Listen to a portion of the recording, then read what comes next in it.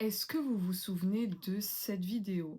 Eh bien, j'avais raison car j'ai été diagnostiquée d'une appendicite chronique. Donc, pour ceux qui ne l'auraient pas vu, je vous invite fortement à le faire. C'est vraiment important de suivre au fur et à mesure pour ne pas être dans l'incompréhension. Donc, suite à cette vidéo-là, je vous avais dit que je cherchais un chirurgien qui pourrait prendre au sérieux mon scanner parce que ça montrait clairement des choses qui allaient pas. Et encore une fois, heureusement que je vous ai.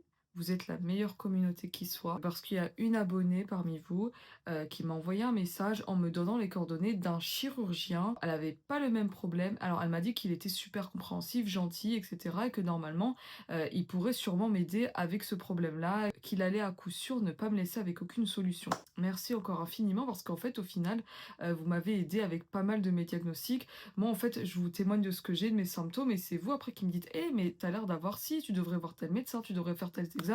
Et moi, je soupçonne rien jusqu'à que je me dise: en fait, j'avais jamais entendu ça, peut-être qu'ils ont raison, mais machin et chose, et cetera». Et bah, c'est comme ça au final que vous m'avez orienté, j'ai pu être diagnostiquée de Lyme, vous m'avez orienté, j'ai pu être diagnostiquée avec l'endométriose. Pareil pour, le docteur pour les migraines, et maintenant vous me sauvez la vie par rapport à ça. Vous me sauvez littéralement, et vous imaginez même pas à quel point vous comptez énormément pour moi, et les mots encore sont faibles, donc merci énormément encore, de votre aide, de votre soutien. Donc pour en revenir à la vidéo, je vais vous expliquer comment s'est passé le rendez-vous avec le chirurgien. Je l'ai donc consulté en juillet 2025.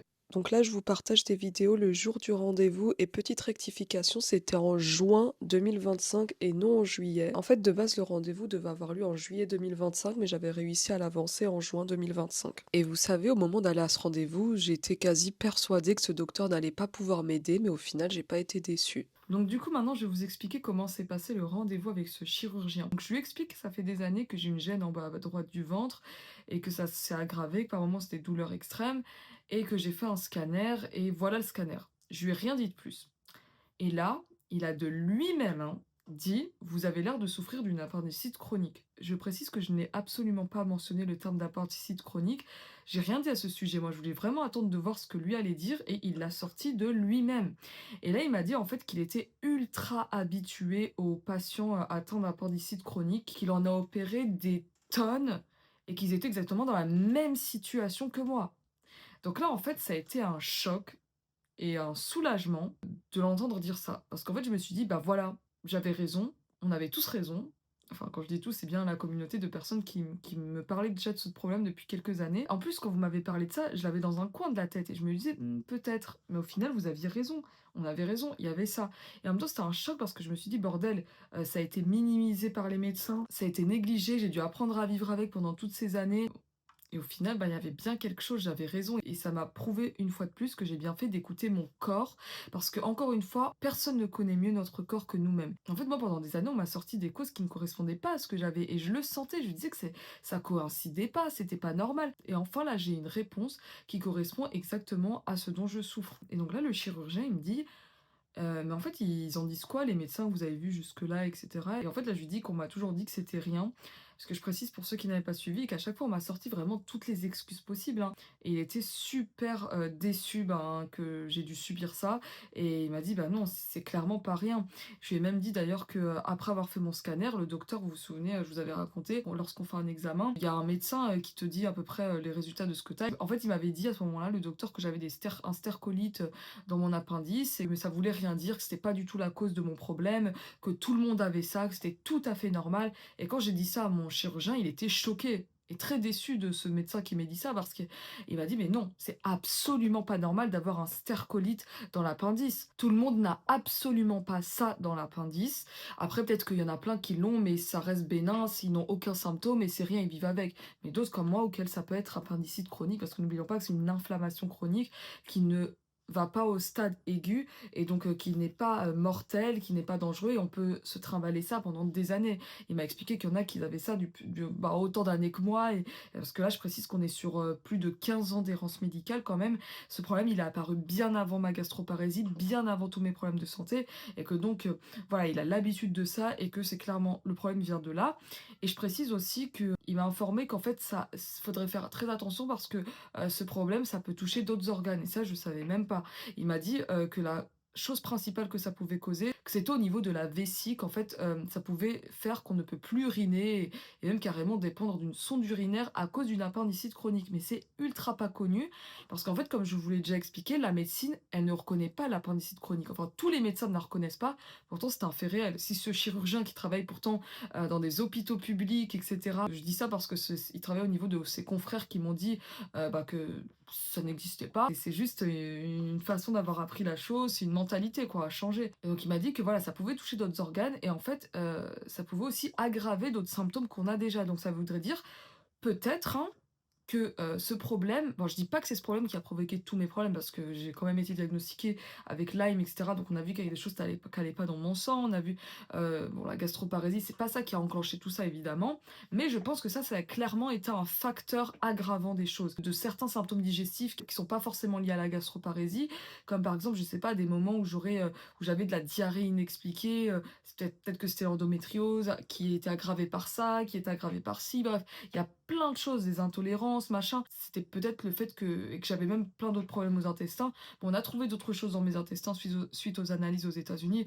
Je sais, ça va dans tous les sens cette vidéo, mais j'ai tellement de choses dont je souffre, tellement de choses complexes, bizarres, mais qui sont bien là, qui sont bien réelles. Et tout ça pour dire que ce problème d'appendice, le fait que ce soit là depuis autant d'années, c'est que ça a certainement contribué à aggraver les choses et pas améliorer certains symptômes. Et j'ai une petite anecdote, en fait, pour vous dire à tel point c'est là depuis longtemps, c'est que je me souviens de quelque chose en particulier, c'est que quand j'étais vraiment très jeune, je devais avoir 8 ans, pour vous dire à quel point c'est là depuis longtemps, hein, cette gêne au ventre. J'avais exactement cette gêne, ça me gênait de pas possible, ça faisait comme un point de côté et je me souviens parfaitement de ce moment. J'étais allée consulter une médecin généraliste et là, en fait, elle comprenait pas pourquoi j'avais ça et elle a vu, en fait, que j'avais un petit frère. Donc, à cette époque-là, mon frère, il avait, environ 2 ans et elle me dit: «En fait, est-ce que vous portez votre petit frère?» Je fais: «Oui». Et là, écoutez bien, pour elle, la cause de ce problème, cette gêne au ventre, c'était dû au fait que je portais mon frère. Elle m'a dit: «En fait, ouais, quand on porte, ça peut faire des tensions ici et ça peut faire mal». Vous voyez? Mais juste pour vous dire à quel point on m'a sorti vraiment toutes les causes possibles à cette douleur. Enfin, cette gêne qui est par moments des douleurs, même à l'instant où je vous parle, j'ai cette pression. En fait, c'est comme si, c'est quelque chose qui m'agrippait constamment, que j'avais un truc d'enfoncé. Donc je peux parfaitement vivre avec, mais c'est une gêne qui est constante. C'est comme si tous les jours, tu avais un truc enfoncé en toi qui te gêne, tu as juste envie de t'en débarrasser. Et encore une fois, comme je vous l'ai répété depuis 1 an environ maintenant, cette gêne, elle s'est aggravée. Pour vous dire que là, il y a quelques jours, ça m'avait fait une douleur carrément que j'avais jamais ressentie de ma vie. Genre, je m'étais réveillée un matin et j'avais cette partie-là, en fait, qui était tellement douloureuse que j'arrivais plus à me baisser. Dès que je me pliais, c'était plus possible de me plier sans que j'ai mal et j'avais peur, en fait, qu'à ce moment-là, ça s'était transformé en appendicite aiguë et que là, si je me fais pas opérer rapidement, je meurs. Au final, ça n'a pas été le cas et en fait, ça m'a juste prouvé que c'est en train de s'aggraver de plus en plus. D'ailleurs, il faudrait que je retrouve, des comptes rendus de l'époque lorsque c'était bien écrit noir sur blanc que j'avais cette douleur et qu'après on me trouvait telle et telle excuse. Moi, pour vous dire, j'ai littéralement ça, hein, de comptes rendus médicaux. J'arrive même pas à le cadrer dans la caméra tellement où. J'ai une caisse comme ça remplie, plus une autre armoire, plus dans mes tiroirs. Quand tu passes des années dans les hôpitaux, de la paperasse, t'en as. Mais après, malheureusement aussi, après les consultations, les hospitalisations, etc., on te donne pas forcément les comptes rendus médicaux, faut les demander, donc je pense qu'il y en a plein que je dois pas avoir. Mais faut que je retrouve tout ce que j'ai qui mentionne ce problème-là, qui prouve qu'il y a eu une prise en charge qui n'a pas bien été faite, que ça n'a pas été cherché, parce que un jour, je me souviens très bien que j'ai un compte rendu quand j'étais aux urgences, quand j'étais très jeune, c'était aux urgences pédiatriques où je me plaignais de cette douleur au ventre et on m'a juste renvoyée chez moi. Et en fait, après avoir été diagnostiquée d'une gastroparésie, j'ai toujours cru que toutes ces douleurs quand j'étais plus jeune, c'est déjà la gastroparésie qui était présente, parce qu'en fait, des ballonnements, ça j'en ai bien avant d'avoir eu les vomissements à l'âge de 14 ans. Et moi, j'ai cru que c'était déjà un signe de la gastroparésie. Mais peut-être qu'au final, c'était ça le problème qui était là et qui persistait depuis longtemps et qui s'est juste aggravé avec le temps. Je dis pas encore une fois que c'est ça qui a aggravé au point d'avoir une gastroparésie, mais que cette douleur, ça a pas amélioré les choses. Peut-être, j'en sais rien. Parce qu'au final, les médecins ne chercheront pas. Et puis, quand tu leur demandes de chercher, ils me disent ça vous servira à quoi d'avoir des réponses? Ça va rien changer à votre prise en charge. Donc voilà. Les médecins, si ça change rien, c'est juste pour avoir une cause, pour te clarifier l'esprit, pour te être soulagé de savoir ce que tu as, bah non, il ne va pas se casser la tête malheureusement. Et ça, c'est un travail qu'on doit faire soi-même. C'est ce que j'ai toujours fait. Et je vous ai montré tout ce combat au fur et à mesure. Donc comme je vous l'ai toujours dit, il faut jamais rien lâcher. Si vous sentez que quelque chose n'allait pas, bah, il y a quelque chose qui va pas. Donc pour revenir à ce rendez-vous, cette consultation, du coup, c'était un de ces médecins qui est super empathique. Parce que souvent, j'ai l'impression, lorsque je consulte des docteurs, qu'ils sont des robots. Quand je dis des robots, je parle dans le sens où ils n'ont aucune empathie, ou lorsque tu leur parles de ton problème, ils vont pas prendre en compte ce que tu dis. Si par exemple, là je dis j'ai une appendicite chronique et eux ils ont appris à ce que l'appendicite chronique n'existe pas, mais ils vont rester juste focus sur ce qu'ils ont appris, sur leur mentalité et pas dire ah bah peut-être elle a raison, je vais écouter le patient, je vais me mettre à sa place, je vais prendre en considération ses symptômes, je vais pas les minimiser. Bah non, eux ils restent focus que sur ce qu'ils croient et ils veulent jamais remettre en cause leur raisonnement, leur tort. Et pour eux, ils préfèrent que c'est toi qui es tort, c'est toi qui es folle, c'est toi qui tout ce qui tant que eux, ça les remet pas en cause. Ouais, vous voyez, vous m'avez comprise, mais tout ça pour dire que ce médecin au moins, il était à l'écoute, il était empathique, il était humain et ça faisait du bien de se faire entendre, d'être comprise. Et je dis pas ça juste parce que ce médecin, il a trouvé une solution alors que d'autres, ne l'auraient pas fait. Parce qu'il y a des médecins que j'ai rencontrés qui étaient super, mais pourtant qui n'ont jamais su m'aider, mais qui le disaient clairement. Quand ils savaient pas, qui m'ont déjà dit, «Bah voilà, je comprends ce que je vous avez, mais malheureusement, je peux pas vous aider, ça va au-dessus de mes compétences». C'est rare des médecins qui font ça, mais ça existe, il y en a eu. Et franchement, ça c'est super. Des médecins qui sont comme ça, vous voyez, je préfère un médecin qui dise ça, qui me dise voilà, vous avez quelque chose, mais je peux pas, allez voir ailleurs, plutôt qu'un médecin qui dise oui, non, en fait, vous avez rien. Du coup, bah, qu'est-ce qu'il en est de la conclusion de ce rendez-vous? Il m'a dit en fait, ben, que la seule solution, c'était de se faire opérer, de retirer cet appendice. Parce qu'évidemment, tu peux pas juste enlever le stercolite, tu une appendice, bah, l'appendice elle est fichue, hein, tu peux pas la du coup, bah, il faut retirer l'appendice et mon problème serait complètement réglé. Ça, il m'a confirmé qu'il a eu plein de cas comme moi, qu'il est très habitué et qu'une fois que l'appendice était retiré, ben, il y avait plus aucun problème. Et si le problème persiste malgré que l'appendice soit retiré, bah, que malheureusement, le problème il est ailleurs. Mais là, il y a pas photo pour lui, c'est sûr et certain que c'est dû à l'appendice, mais il m'a quand même mis en garde, comme tout médecin, comme tout médicament, comme toute opération, le médecin ne te garantit jamais à 100% que, ça va supprimer ton problème. Il m'a dit que: «Je vous préviens, ça peut ne pas, supprimer la douleur» et qu'en l'occurrence, ça voudrait dire que le problème est ailleurs. Voilà, il y a toujours une mise en garde et ça, c'est bien parce qu'au moins, tu te fais pas de faux espoirs. Mais bon, je reste confiante. Quand il m'a annoncé l'opération, bah, c'était une peur et un soulagement. En fait, j'ai hâte de subir cette opération pour enfin être débarrassée. Comme ça, au moins, voilà, c'est réglé. Ça va me faire tout bizarre, je sens, de plus avoir ça. Mais en même temps, j'ai absolument pas hâte et j'ai vraiment pas envie de me faire opérer parce que c'est se faire charcuter, se faire ouvrir le ventre, passer au bloc, être anesthésié. La période post-opératoire, j'ai horreur des opérations. J'ai horreur de ces moments-là.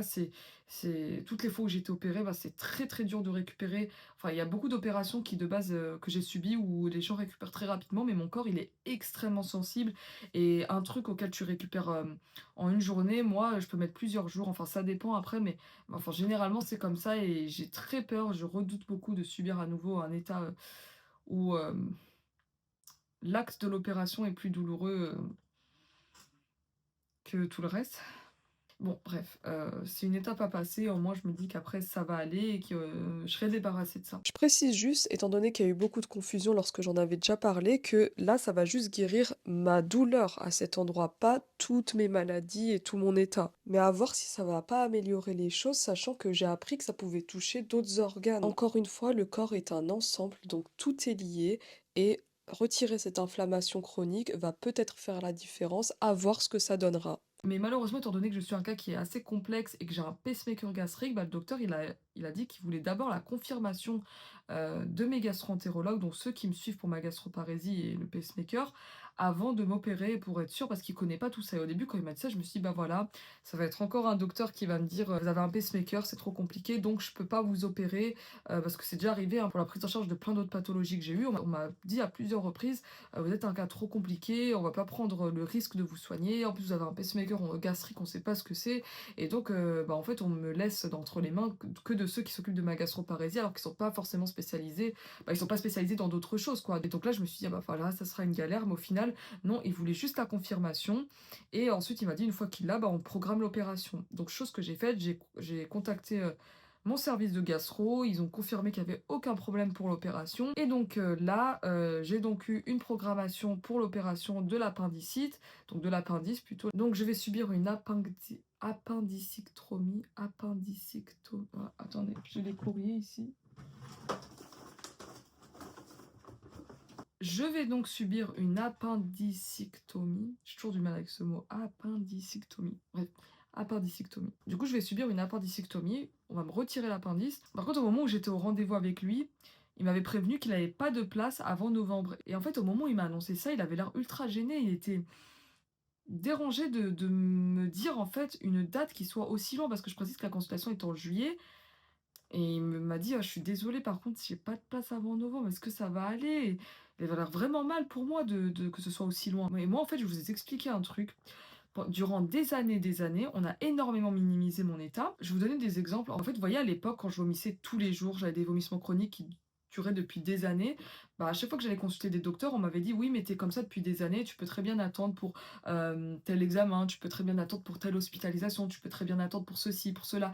Et même pour le pacemaker gastrique, de base, l'opération, on me l'avait annoncé que je devais la subir en janvier 2019 et j'avais pas de date. Et on m'a dit en fait que je suis comme ça depuis longtemps, je peux encore attendre. Au final, ben, il a fallu que cette opération elle se fasse en urgence parce que je suis dans un état extrêmement critique. Je vous épargne les détails et voilà, on m'a toujours fait attendre dans ma prise en charge. Toujours, on m'a dit, «Ça fait X années que tu es comme ça, tu peux attendre». Et du coup, quand le docteur, il m'a dit ça là, il m'a dit: «Est-ce que ça va aller?» Je lui ai fait: «Ouais, ça fait depuis des années que je suis comme ça, je vais pouvoir attendre, on n'est pas à ça de près». Alors que moi, j'étais en mode: «Non, j'en ai marre!» Tu sais, au moment où je dis ça, je dis: «Mais pourquoi je suis en train de dire ça alors que ça fait des années? Si c'est une possibilité d'avant, moi, je veux me débarrasser de ça au plus vite». Et après, je me suis dit: «Bon, de toute façon, je supporte ça depuis longtemps, je vais supporter ça encore un peu plus longtemps». Et puis, de toute façon, je devais attendre à ce moment-là la confirmation de mon hôpital, donc ça aurait rien changé. Il y aurait une place avant ou après. Donc une fois que j'ai eu la confirmation de mon hôpital, que je pouvais me faire opérer, j'ai contacté le chirurgien et là, bah, ils m'ont transmis une date d'opération, sa secrétaire m'a recontacté et au début, on allait m'opérer, ben, comme prévu pour novembre. J'avais la date d'opération, donc ça allait être fait le 3 ou le 4 novembre, quelque chose comme ça, il me semble.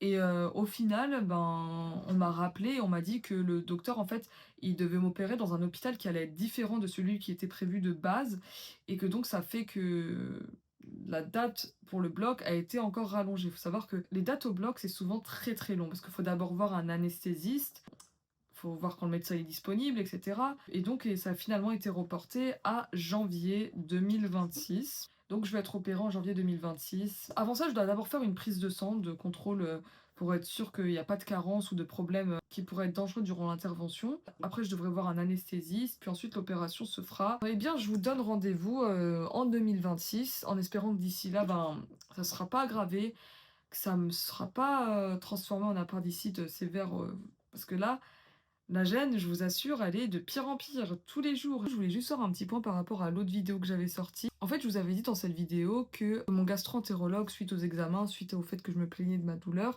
il m'avait diagnostiqué d'un syndrome myofacial. En fait, c'est pas le bon terme, je me suis trompée. C'est pas un syndrome myofacial, en fait, c'est un syndrome d'Acnes, ACNES. En fait, c'est à peu près la même chose. C'est juste que lui, ce qu'il m'a diagnostiqué, en fait, il sous-entend que ça serait dû à un problème neurologique, que ce serait les nerfs, quelque chose comme ça, alors que ce que je vous ai dit, c'est plus au niveau des muscles. En fait, au moment de la consultation, il m'avait dit acné, mais j'avais pas du tout retenu et en fait, j'ai eu le compte rendu que, après avoir sorti la vidéo et c'est là où j'ai eu le nom exact et entre temps, bah, je me disais: «C'est quoi déjà le mot qu'il m'avait dit?» Je suis allée chercher tout ce qu'il m'avait dit sur internet et ça m'avait sorti syndrome myofascial, donc je me suis dit: «C'est sûrement ça qu'il m'avait dit», mais bah, vous m'avez compris, quoi qu'il en soit, c'est juste pour rectifier ça, mais au final, ça change rien parce que je souffre absolument pas de ça. Pour en revenir à mon gastro-entérologue, je vous avais expliqué que lui, il avait juste cherché à masquer la douleur en me prescrivant des patchs de lidocaïne et me proposait de faire des piqûres d'anesthésie à l'endroit où j'avais mal. Évidemment, j'ai pas accepté les piqûres. D'ailleurs, en appendicite chronique, faut pas prendre d'anti-inflammatoire parce que si jamais ça vire à une appendicite sévère, ben ça va masquer la douleur et cacher un vrai problème. Moi, eh bien voilà, donc par rapport à ce problème-là, je vous donne rendez-vous en janvier 2026 et si ça vous intéresse de me suivre au quotidien, n'hésitez pas à me rejoindre sur Instagram où je poste très fréquemment en story. D'ailleurs, tout est en description. Encore une fois, merci de votre soutien Merci d'avoir regardé cette vidéo jusqu'au bout. N'hésitez pas à la liker. Si on a parmi vous qui ont déjà eu une opération pour l'appendice, même si c'est pas une appendicite, c'est une opération qui est extrêmement fréquente, hors appendicite chronique évidemment.